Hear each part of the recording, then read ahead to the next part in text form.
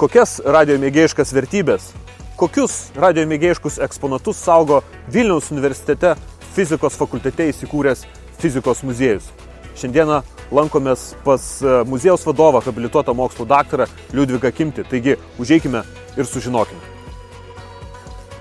1997 metais Vilniaus universiteto fizikos fakultete bendrosios fizikos ir spektroskopijos katedros vedėjo profesoriaus Liudviko Kimčio ir dekano profesoriaus Dikčiaus iniciatyva buvo įkurtas fizikos muziejus, kurio pirmieji eksponatai – likučiai, kadaise Lietuvoje fizikiniams tyrimams naudoto inventoriaus. Muziejui paskirta ir tinkamai įrengta nemaža patalpa – 54 kvadratiniai metrai. Surasti ir restauruoti, prietaisams laikyti tinkami seni baldai, nuolat ieškoma naujų eksponatų. Ir dar kartą sveikinuosi su Vilniaus universiteto profesoriumi emeritu, muziejaus vadovu, habilituotu mokslų daktaru Liudviku Kimčiu. Ačiū, kad mus čia priėmėt ir sveiki, Liudvikai. Malonu matyti jūs čia. Kaip nuosekliausiai būtų galima apsilankyti ir praeiti istoriškai pro jūsų muziejų nuo pačių anksčiausių iki pačių vėliausių laikų? Na, jeigu būtumėt mokinukai, 6, 5, kokios klasės, tai kokių čia ir labai daug būdavo, tai labai paprasta. Pradžioj, kas ta fizika tokia yra ir, na, žinoma, fizikos kaip tokio dėstomo kurso, mokyklinio, visur pradžioj yra mechanika. Nu, štai muziejui mes irgi turime vieną kitą daiktą, kuriais galim pademonstruoti pagrindinius tokius mechaninius judesius, sakysim, sukamasis judesys, išcentrinis jėgos, kurios yra labai gerai žinomos, tokios viską čia, reiškia, išmatuoti išcentrinis jėgas galima, reiškia, tokiais primityviais dalykais. Labai svarbi fizikos dalis yra, kuri sudarė pagrindą ir radiotechnikai, elektronikai, viską, tai būtent elektrinių matavimų fizika. Nu tai va, tai tie pagrindiniai matavimai, srovės, įtampos, varžų ir talpų, nu ir sudaro. Reiškia, labai svarbi dalis fizikoje yra buvusi, reiškia, įvairių laidžių, medžiagų ar mažiau ir daugiau laidžių savybių tyrimai. Čia mes turim priemonės, kurios yra to ankstyvojo laikotarpio. Vat yra sukurti tokie labai svarbus Winstono tilteliai. Reiškia, va čia yra vienas iš tokių svarbiausių Winstono tiltelių, kur puslaidininkių pirminiuose darbuose universitete daug matavimų su jais buvo daryti, pirmos publikacijos darytos, taip. Bet prie to dar reikėjo įvairių varžynų. Va čia yra tokie, matot, kokie kontaktai, žalvariniai, viską. Jo, tokie varžynų reikėdavo prijungti, aišku, jungiamųjų laidų. Nu ir išmatuoti tą srovę. A vat srovės matavimo, ten matot lentynų, jeigu pasisuktumėt, tai įvairiausių tipo galvanometrai. Tai jais išmatuodavo tokias srovės, kurie amperais iki 10-8 laipsnių, milijoninių dalių srovę. Tai štai tokie senoviniai prietaisai, kuriais galima buvo išmatuoti vadinamai Žemės magnetinio lauko horizontalioje dalį, komponento horizontalioje. Na va, yra buvę visokių kitokių daugiau, reiškia, tokių dalykų, kuriais skirti yra Žemės senoviniai prietaisai, matot, ant medinių lentelių tokie. Reiškia, gal dar toks likęs nuo Barakoriškų universitetų laikų, netgi gali būti. Daug 1750 kažkuriais metais Olandų čia atradimas yra, tai Leideno stiklinės. Tai yra, reiškia, radiotechnika yra labai gerai žino, tai yra kondensatoriai. Bet kodėl Leideno stiklinės? Todėl, kad, reiškia, indas padengtas vieną sienelę išorinį metalinį sluoksnį, vidinį sienelę, susidaro tarpe stiklas dielektrikos ir tai yra kondensatorius. O štai tokie Leideno stiklinės, jos pradiniuose fizikos eksperimentuose labai didžiulį vaidmenį suvaidino. Nu, kaip ir štai čia yra toks prietaisas, kur galima gauti aukštą įtampą ir panaudoti elektriniam išlydžiui. Tai šitas prietaisas yra vienas iš tų seniausių mūsų muziejų. Nu, va, tokios vadinasi kibirkštis, kur būdavo panaudojamos, tai optiniuose tyrimuose, sudaromos išlydis, šviesa, ir tada kur ta šviesa patenka į optinius prietaisus, kur galima tyrinėti tą spinduolį. Tai va štai šitie spektrografai yra labai brangus, jie ir anais laikais kainavo daug. Nu, jie malonu, kad jie yra saugoti gražus. Ir čia yra... Na, tai va, tai kaip atrodydavo tas spektras. Tai va, Spektras, atominis spektriukas, tokių linijėlių pavydalų, plokštelė nufotografuojama, šiau tas plokštelis kasetėj.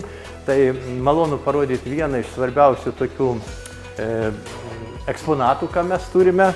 Tai būtent rentgeno spindulių lempos. Tai va štai šita yra rentgeno spindulių lempa, nu aš leisiu paimti ją. Tai viena iš tų seniausių lempų, kur aš radau internete dar paveikslų laboratorijų, kur tokios lempos buvo naudojamos, netgi realius eksperimentus, netgi medicininiuose. Tai va šita lempa yra maždaug 1900 metų. Tai dabar mes pasižiūrėjome tokius esminius fizikinius principus. Dabar apie radiomėgėjus. Turbūt radiomėgėjai reikėtų pasakyti, kad ne vien radio imtuvai ir siųstuvai, radiomėgėjai taip pat konstruktoriai, tai galbūt yra kažkas, kas generuoja signalą ar signalą tyria. Galbūt kažką galim iš karto pažiūrėti, kas apie radiomėgėjus. Na, bet klausimą. Dabar jūs kaip radiomėgėjai, man trumpai pasakyti, iš kur atėjo pirmoji mintis, kad gali būti perdodama informacija kažkokiu elektriniu būdu? Nuo ko? Pirma mintis tai įvyko tada, kada įvyko išlydis turbūt. Va, tai viskas prasidėjo, kad buvo aptikta, kad to išlydžio skleidžiama informacija sklinda bangomis. Nu, štai patys primityviausi tie radijo imtuvai, nu, štai yra pas mus išlikę, parodom jaunimui, kaip nežinomą dalyką. Na, va, štai tokie radijo imtuvai detektoriniai. Ir tikrai jie galėjo veikti. Tai kas juose yra?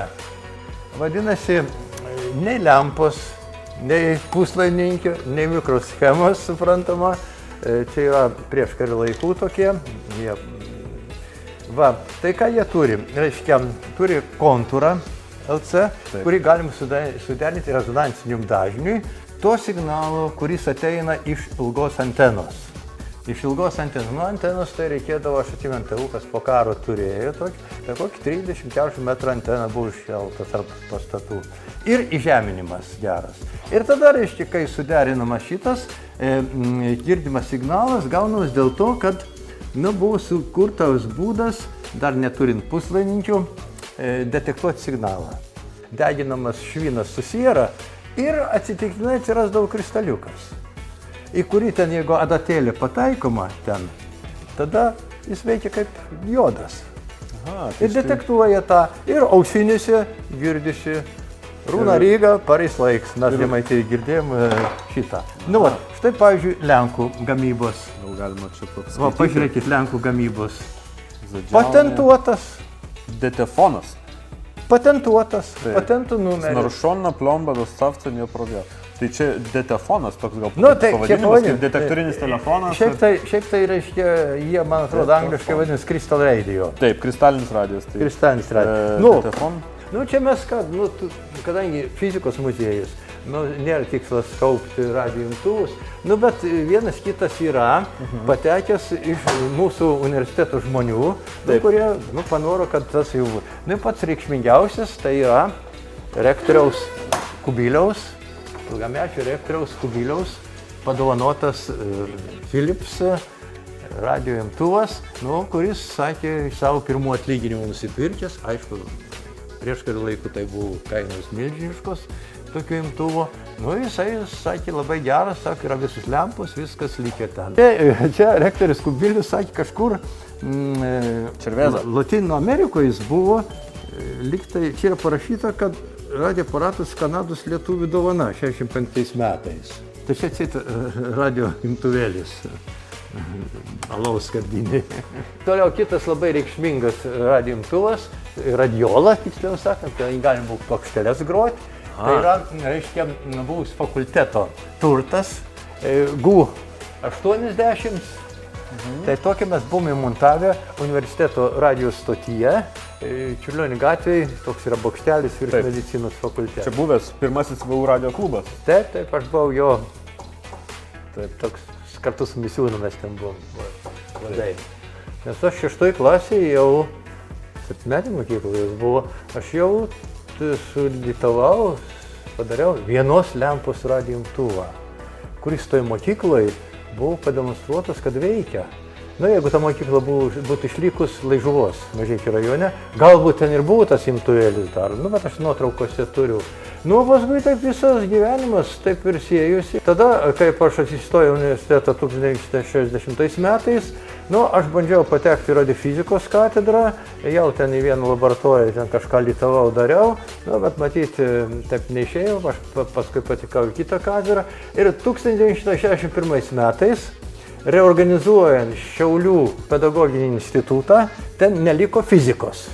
Ir tie fizikai, kurie ten buvo, ir gana brandus fizikai, turėjo kažkur įsiterpti. Ir vienas iš jų į mūsų katedrą pateko Giedrius Misiūnas, asistentų.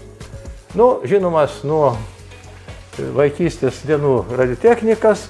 Ir tada mes su Misiūnu kažkaip toj pačioj katedroj, jis tada mane ir įtraukė tą, ką jūs sakėt, Klystkelius ar kaip? Klystkelius kaip. Čia jūs taip pavadinot gal iš pradžių? Su juo mes tikrai daug dirbom.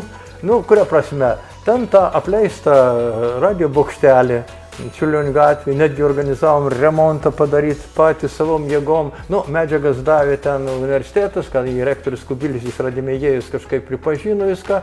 Ir ten Misiūnas, tai ten buvo kaip angelas dievas, jis žinojo viską, mokėjo kažkaip įtraukti viską, visi ten ir kam reikėjo, kam litauko. Ir aš ten kas tokį padaręs reikšmingesnį, tai didelė dalis buvo mano iš to SSB sistemos. Tai buvo trečioji sistema Lietuvoje tuo laiku. Nežinau, kas buvo pirmas, gal Misiūnas, ko gero, gal antras Misiūnas, tai tikrai. Ir su ta sistema mes ten buvom, ir su ta GU80 lempa padarė veikiančią radio stotį, tokią veikiančią, kad 1963 metais vykusiuose Europinės lapių medžioklės rungtynėse Europos, čia Nemenčinės miškuose vyko, Europos buvo tarptautinės rungtynės. Mes šitiems dalyviams demonstravom tą radio klubą savo. Tai mes buvom pasiekę daug ką su tą stotim.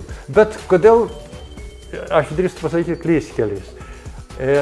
Tie tikrieji radimėgėjai tų laikų, Misiūnas, Šliavas, Zulonas ten, jie sakydavo principas toks, radimėgiškai veiklai skiria laiko tiek, kiek reikia, o kitiems dalykams, jeigu lieka. Kiek užteks. Aš šito išsigandau. Pajutau, kad man reikia mažinti veiklas ir iš radimėgizmo aš išėjau, paskui lygiai taip pat ir iš muzikavimo. Tai mano radiotechninis klystkelis. Nuostabu. Tai ką, labai ačiū tada, leiskite dar kartą paspausti ranką. Taip, kad mano radiotechnika gyvenime niekur nenuėjo, aš iki pačiol tikrai smagu matyti. Džiaugiuosi, kad aš kažką iš mane...